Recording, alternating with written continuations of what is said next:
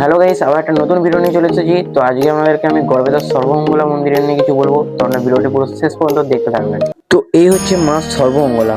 এই সর্বমঙ্গলা মন্দিরে অনেক রহস্যময় ইতিহাস রয়েছে, যা এখনো মানুষের কাছে অজানা। এই মন্দিরটা একমাত্র হিন্দু শাস্ত্র অনুযায়ী কোনো মন্দির উত্তরমুখী হয় না, একমাত্র এই সর্বমঙ্গলা মায়ের মন্দিরই উত্তরমুখী।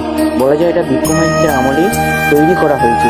এই মন্দিরটি এক রাতেই তৈরি করা হয়, আর এই মন্দিরটি বিশ্বকর্মা নিজে হাতে তৈরি করেছেন।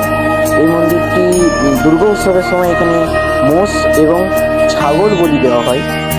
তো শোনা যায় এই মন্দিরে নাকি আগে নরবলিও দেওয়া হতো, কতটা সঠিক জানি না।